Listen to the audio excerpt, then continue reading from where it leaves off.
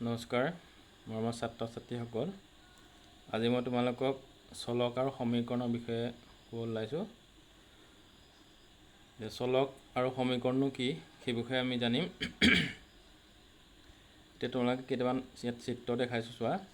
প্ৰথমতে মই কলৰ এটা চিত্ৰ দেখাইছোঁ। কল 5টা আছে, 5টা কল যোগ কৰিছোঁ আৰু কলবিলাকক মই বিৰে বুজাইছোঁ। এটা কলক বিৰে বুজাইছোঁ আৰু 5টা কল যেহেতু আছে, 5টা কল যোগ কৰিলে আমাৰ কিমান পাম? যেহেতু আমি বিৰে বুজাইছোঁ 5b পাম। ঠিক তেনেকৈ 2 নম্বৰ চিত্ৰত তোমালোকক দেখুৱাইছোঁ চোৱা। ছাগলী আছে আৰু ছাগলীক মই তোমালোকক জিৰে বুজাইছোঁ। G for God. প্ৰথমতে 3টা ছাগলী আছে, তাৰপিছত তাৰ লগত এটা ছাগলী যোগ হৈছে। চ' 3টা ছাগলী আৰু এটা ছাগলী যোগ হ'লে কিমান? 4টা ছাগলী। আৰু যিহেতু আমি জিৰে বুজাইছোঁ ছাগলী, 3g plus g equal to 4g পালোঁ। তাৰপিছতে চোৱা, পিছত তোমালোকক আৰু 3 নম্বৰ চিত্ৰত দেখাইছোঁ আমৰ চিত্ৰ দেখাইছোঁ। আমটো মই এমেৰে বুজাইছোঁ, এম ফৰ মেংগো। প্ৰথমতে 3টা আছে, তাৰপিছত এটা আম কি কৰিছোঁ? বিগ কৰিছোঁ। তেতিয়াহ'লে আমাৰ কিমান হ'ব? 3m মাইনাছ m আৰু থাকিলেগৈ 2টা আম, টুৱাইছ m থাকিলে। এতিয়া তোমালোকক মই ইয়াৰ আৰু এটা চিত্ৰ দেখালোঁ। এইটো হৈ গ'ল তোমাৰ বৰ্গ আৰু বৰ্গটোৰ প্ৰতিটো বাহুৰ দৈৰ্ঘ্য এৰে বুজাইছোঁ। আৰু তোমালোকে জানা যে বৰ্গৰ প্ৰতিটো বাহুৰ দৈৰ্ঘ্য সমান হয়। এতিয়া সেই বৰ্গটোৰ পৰিসীমা উলিয়াইছোঁ।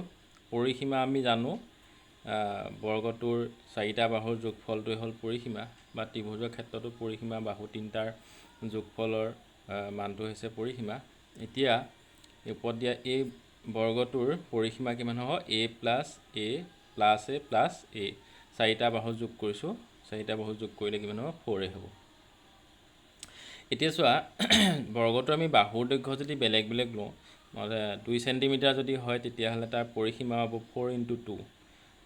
এই মানটো আমি 2 লৈছোঁ, সেইকাৰণে এই মানটো 2 বহাই দিছোঁ, তো 8 চেণ্টিমিটাৰ হ'ব। ঠিক তেনেকৈ এই মান যদি আমি 5 চেণ্টিমিটাৰ লওঁ, তেতিয়াহ'লে তাৰ পৰিসীমা হ'ব 4 × 5 ইকুৱেল টু 20 চেণ্টিমিটাৰ হ'ব। তাৰপিছত তোমালোকক মই এটা দেখাইছোঁ ত্ৰিভুজ, আৰু ত্ৰিভুজটোৰ প্ৰতিটো বাহুৰ দৈৰ্ঘ্য দিয়া আছে l। তাৰমানে এইটো এটা সমবাহু ত্ৰিভুজ। সমবাহু ত্ৰিভুজৰ প্ৰতিটো বাহুৰ দৈৰ্ঘ্য সমান। তেতিয়াহ'লে এই ত্ৰিভুজটোৰ পৰিসীমা কিমান হ'ব? p equal to l plus l plus l equal to 3l। এতিয়া এই ত্ৰিভুজটোৰ বাহুৰ দৈৰ্ঘ্য যদি আমি বেলেগ বেলেগ লওঁ, ইয়াত দেখাইছোঁ যে বাহুৰ দৈৰ্ঘ্য যদি এলৰ মান 2 চেণ্টিমিটাৰ হয়, তেতিয়া তাৰ পৰিসীমা 3l, এলৰ ঠাইত আমি 2 বহাইছোঁ, 3 × 2 ইকুৱেল টু 6 চেণ্টিমিটাৰ হ'ব। ঠিক তেনেকৈ এলৰ মান যদি আমি 6 লওঁ, তেতিয়াহ'লে তাৰ পৰিসীমা 3 × 6 18 চেণ্টিমিটাৰ হ'ব। অৰ্থাৎ আমি কি পালোঁ? যে বৰ্গটোৱে হওক বা বাহুটোৱে হওক, যদি বাহুবিলাক বেলেগ বেলেগ লওঁ, বাহুৰ দৈৰ্ঘ্য বেলেগ বেলেগ হয়, তেতিয়াহ'লে তাৰ পৰিসীমাবিলাকো বেলেগ বেলেগ হ'ব। এতিয়া আমি যিটো বৰ্গৰ পৰিসীমা পালোঁ 4p = 4a, এই সম্বন্ধটোত আমি কি কৰিছোঁ? এই মানটো বিভিন্ন ল'লে আমি তাৰ পৰিসীমাটো বিভিন্ন পাম। তাৰ অৰ্থাৎ এই মানটো সদায় একে নাথাকে, বৰ্গৰ বাহুৰ দৈৰ্ঘ্য সদায় একে নাথাকে, বেলেগ বেলেগ হ'ব পাৰে। ঠিক একেদৰে ত্ৰিভুজৰ ক্ষেত্ৰতো যিটো আমি পাইছিলোঁ p = 3l, তাতো এলৰ মান বিভিন্ন হ'ব পাৰে, আৰু এলৰ মান বিভিন্ন বেলেগ বেলেগ হোৱাৰ কাৰণে তাৰ পৰিসীমাও বেলেগ বেলেগ হ'ব। অৰ্থাৎ এলৰ মান কেতিয়াও একে নাথাকে। এই যিবিলাক সম্বন্ধ পালোঁ আমি, এই সম্বন্ধবিলাকত কি হৈছে? l, p, a এইবিলাক কি হৈছে? চেঞ্জ হৈ আছে, পৰিৱৰ্তন হৈ আছে, আৰু এইবিলাককে কোৱা হৈছে চলক। অৰ্থাৎ যিবোৰ প্ৰতীকে বিভিন্ন মান ল'ব পাৰে, সেইবোৰ চলককে ভেৰিয়েবল বা চলক বুলি কোৱা হয়। বা যিকোনো বাস্তৱ মান ল'ব পৰা এটা চিহ্নই সূচিত কৰা পদকে আমি চলক বুলি কওঁ। আৰু চলকবিলাক অজ্ঞাত ৰাশি বুলি কোৱা হয়। আৰু এই অজ্ঞাত ৰাশি বা চলকবিলাক বুজাবৰ কাৰণে আমি ABC, XY, Z, PQR এই চিহ্নবিলাক ব্যৱহাৰ কৰোঁ। তাৰপিছতে তোমালোকক মই এটা উদাহৰণ দিছোঁ। এই উদাহৰণটো হ'ল যে হেমাই স্কুলৰ চাইকেল ষ্টেণ্ডত থকা চাইকেলৰ চকাৰ সংখ্যা গণিবলৈ মন কৰিছে, আৰু তাই কেনেকৈ হিচাপ কৰিছে? তলত দিয়াৰ ধৰণে হিচাপ কৰিছে। আমি জানো এখন চাইকেলৰ চকা দুটা থাকে আৰু প্ৰতিখন চাইকেল যেনেকুৱাই নহওক আমি দুটা চকাই দেখিছোঁ, তিনিটা বা চাৰিটা চকা যেনেকৈ দেখা নাই। ইয়াত চাইকেলৰ চকাটো কি হ'ব, সেইটো নিৰ্দিষ্ট হৈ থাকিব, দুটাই থাকিব। তেতিয়াহ'লে এখন চাইকেলৰ চকা কেইটা থাকিব, দুটা থাকিব, 2x1 চকা দুটা, চাইকেল এখন। আৰু দুখন চাইকেলৰ কি হ'ব, 2+2 4টা হ'ব, অৰ্থাৎ চকা দুটা আৰু চাইকেল দুখন, তেতিয়াহ'লে 2×2 4 হ'ব। ঠিক তেনেকৈ তিনিখন চাইকেলৰ চকা হ'ব 2+2+2 বা আমি 2×3, তাৰমানে দুটা চকা আৰু তিনিখন চাইকেল। যদিহে আমাৰ চাইকেলৰ সংখ্যাটো বাঢ়ি গৈ থাকে তেতিয়াহ'লে চকাৰ সংখ্যাও বাঢ়ি থাকিব, অৰ্থাৎ আমি চকাৰ সংখ্যাটো চাইকেলৰ সংখ্যাৰ ওপৰত নিৰ্ভৰ কৰিব। মুঠ চকাৰ সংখ্যা হ'ব 2 × চাইকেল যিমানখন হ'ব তাৰ লগত আমি 2 পূৰণ কৰিলোঁ, 2 × চাইকেলৰ সংখ্যা। এই চাইকেলবিলাক চোৱা, প্ৰতিদিনে স্কুলখনলৈ বিভিন্ন বেলেগ বেলেগ সংখ্যক চাইকেল আহিব, কেতিয়াবা 2খন, কেতিয়াবা 10খন, কেতিয়াবা 5খন। চাইকেলৰ সংখ্যাটো চেঞ্জ হৈ যাব, কিন্তু চকাৰ সংখ্যাটো সদায় একে থাকিব। অৰ্থাৎ চাইকেলৰ সংখ্যাটো পৰিৱৰ্তন হৈ থাকিব। গতিকে এটা চলকৰ উদাহৰণ, কিন্তু চাইকেলখনৰ প্ৰতিটো চাইকেলৰ চকাৰ সংখ্যা একে, অৰ্থাৎ চাইকেলৰ চকাৰ সংখ্যাটো ধ্ৰুৱক, সি কেতিয়াও চেঞ্জ হ'ব নোৱাৰে, অৰ্থাৎ 2 পৰা 3টা বা 4টা চকা হ'ব নোৱাৰে। এতিয়া চাইকেলৰ সংখ্যা যদি আমি ৱাইৰে বুজাওঁ তেতিয়াহ'লে মুঠ চাইকেলৰ চকাৰ সংখ্যা হ'ব 2 × y। তো y মান আমি বিভিন্ন হ'ব পাৰে, এখন হ'লে চকা দুটা হ'ব, 10খন হ'লে 2×10 20টা চকা হ'ব। ঠিক তেনেদৰে আমি পামগৈ চকাৰ সংখ্যা। তাৰপিছত আৰু এটা উদাহৰণ, 2 নম্বৰ উদাহৰণটো হৈছে চুনুৰ হাতত থকা টকাৰ লগত 15 টকা যদি যোগ কৰা হয় কিমান টকা হ'ব। অৰ্থাৎ চুনুৰ হাতত পইচা কেইটকামান আছে, তাৰ লগত যদি 15 টকা যোগ কৰি দিওঁ তেতিয়াহ'লে কিমান টকা হ'ব আমি জানিব লাগে। এতিয়া ইয়াত চুনুৰ হাতত থকা আমি পইচাৰ কথা, টকাৰ কথা আমি নাজানো, সেইকাৰণে সেইটো আমি ধৰি ল'ব লাগিব। যিহেতু আমি নাজানো, এইটো অজ্ঞাত ৰাশি, গতিকে চুনুৰ হাতত থকা টকাৰ পৰিমাণটো আমি ধৰিলোঁ যে x টকা, আৰু সেই xৰ লগত যিমানখিনি টকা আছে তাৰ লগত আমি 15 টকা যোগ কৰিলে তাৰ পইচা হ'ব x + 15 বা 15 + x। আমি দেখা পালোঁ যে অজ্ঞাত ৰাশি বুজাবলৈ বা আমি চলক ব্যৱহাৰ কৰোঁ। গণিতৰ সমস্যাবিলাক আমি সমাধান কৰিবলৈ সংখ্যাৰ সলনি এনেদৰে চলক যি ব্যৱহাৰ কৰা হয় সেই বিষয়টো হৈছে বীজগণিত। এতিয়া আমি পোৱা 4a, 3l, 2y বা 15 + x এইবিলাক হৈছে বীজগণিতৰ ৰাশিৰ কিছুমান উদাহৰণ। তাৰপিছতে ইয়াতে তোমালোকে এখন দেখিছা চাৰ্ট এখন, ইয়াত আমি কিছুমান পৰিস্থিতি দিয়া হৈছে, চলকৰ সহায়ত আমি সেইখিনি কৰিম। এতিয়া প্ৰথম পৰিস্থিতি কৈছে 4 বছৰ পিছত ৰুমিৰ বয়স। এতিয়া 4 বছৰ পিছত ৰুমিৰ বয়স কিমান হ'ব? কিন্তু এতিয়া 4 বছৰ পিছত ৰুমিৰ বয়স কিমান হ'ব বুলি সুধিলে আমি ৰুমিৰ বৰ্তমান বয়সটো জানিব লাগিব। আজিৰ তাৰিখত ৰুমিৰ কিমান বয়স সেইটো আমি জানিব লাগিব, তেতিয়াহে আমি 4 বছৰ পিছত তাইৰ বয়স কিমান হ'ব গম পাব লাগিব। যিহেতু আমি নাজানো সেইকাৰণে আমি সেইটো ধৰি ল'ব লাগিব যে ধৰা হ'ল ৰুমিৰ বৰ্তমান বয়স y বছৰ।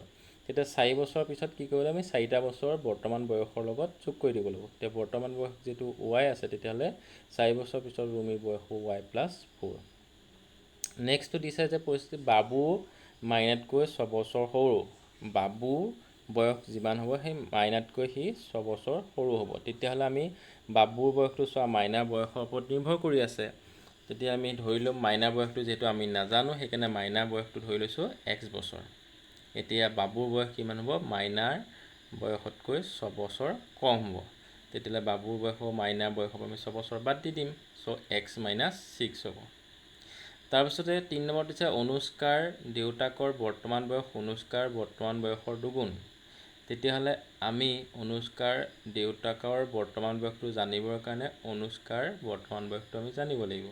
যিহেতু আমি অনুষ্কাৰ বৰ্তমান বয়স নাজানো সেইটো কাৰণে আমি x ধৰি ল'লোঁ, আৰু দেউতাকৰ বয়সটো কি হ'ব, অনুষ্কাৰ বৰ্তমান বয়সৰ যিহেতু দুগুণ কৈছে তেতিয়াহ'লে অনুষ্কাৰ বয়সটো আমি দুগুণ কৰিব লাগিব। অনুষ্কাৰ বয়স x ধৰিছিলোঁ, তেতিয়া দেউতাকৰ বয়স হ'ব 2x। তাৰ পিছত কৈছে 1 কিলোগ্ৰাম বুট দাইলৰ মূল্য 2 কিলোগ্ৰাম আলুৰ মূল্যতকৈ 7 টকা বেছি। এতিয়া 1 কিলোগ্ৰাম যদি বুট আমি কিনিবলৈ যাওঁ তেতিয়াহ'লে আমি জানিব লাগিব আলুৰ দামটো জানিব লাগিব, কাৰণ 1 কিলোগ্ৰাম বুটৰ মূল্যটো কৈছে 2 কিলোগ্ৰাম আলুৰ মূল্যতকৈ 7 টকা বেছি হ'ব। আলুৰ দামটো আমি জানিলেহে আমি সেইটো কুৱেশ্যন কৰিব পাৰিম। চ' আমি সেইকাৰণে যিহেতু আমি আলুৰ দাম নাজানো, সেইটো ধৰি ল'লোঁ এম বুলি ধৰি দিছোঁ আলুৰ দাম, 1 কেজি আলুৰ দাম। তেতিয়া 2 কেজি আলুৰ দাম হ'ব টুৱাইছ এম। তাৰপিছতে কৈছে যে আলুৰ 2 কেজি মূল্যতকৈ 7 টকা বেছি হ'লে বুটৰ মূল্যটো পাম। তেতিয়াহ'লে আমি কি কৰিম, টুৱাইছ এম প্লাছ 7, তাৰ লগত 7টো যোগ কৰিব লাগিব। তেতিয়াহ'লে প্ৰতি কিলো বুটৰ মূল্য হ'ব টুৱাইছ এম প্লাছ 7। ঠিক একেদৰে 5 নম্বৰটোত দিয়া আছে যে এটা ভগ্নাংশ হৰ লবটোৰ দুগুণতকৈ 7 বেছি, তেতিয়াহ'লে ভগ্নাংশটো কিমান হ'ব আমাক সুধিছে। চ' ভগ্নাংশটো হৰটো হৈছে লবটোৰ দুগুণতকৈ 7 বেছি। তেতিয়াহ'লে আমি হৰটো জানিবৰ কাৰণে লবটো ধৰি ল'ব লাগিব। লবটো জানিলে আমি হৰৰ মানটো উলিয়াব পাৰিম। সেইকাৰণে ধৰি লৈছোঁ যে ভগ্নাংশটোৰ লব হৈছে x। এতিয়া লব যেতিয়া x হৈছে, হৰটো হৈছে লবটোৰ দুগুণতকৈ 7 বেছি। তেতিয়া আমি তাক দুগুণ কৰিব লাগিব। লবক দুগুণ কৰিলোঁ টুৱাইছ x হ'ল, তাৰ লগত 7 যোগ কৰিব লাগিব, সেইটো হ'ব হৰ। তেতিয়াহ'লে ভগ্নাংশটো হ'ব x, লব আছিলে আৰু হৰটো আছিলে টুৱাইছ x প্লাছ 7। তেতিয়া ভগ্নাংশটো হ'ব x বাই টুৱাইছ x প্লাছ 7। তাৰপিছতে আছে এখন ৰেলৰ বেগ বাছ এখনৰ বেগতকৈ 45 কিলোমিটাৰ পাৰ ঘণ্টা বেছি। চ' ৰেলখনৰ বেগটো কৈছে বাছখনতকৈ 45 কিলোমিটাৰ প্ৰতি ঘণ্টাত বেছি বুলি কৈছে। তেতিয়া আমি বাছখনৰ মূল্যটো বেগটো যদি আমি ধৰি লওঁ বা জানো, তেতিয়াহ'লে আমি ৰেলৰ বেগটো গম পাই যাম। সেইকাৰণে আমি ধৰি ল'ব লাগিব যে বাছখনৰ বেগ প্ৰতি ঘণ্টাত x কিলোমিটাৰ। তেতিয়াহ'লে ৰেলখনৰ কি হ'ব, সেই বাছখনতকৈ 45 কিলোমিটাৰ বেছি বেগত গৈছে, তেতিয়াহ'লে ৰেলখনৰ বেগ হ'ব x প্লাছ 45 প্ৰতি ঘণ্টাত।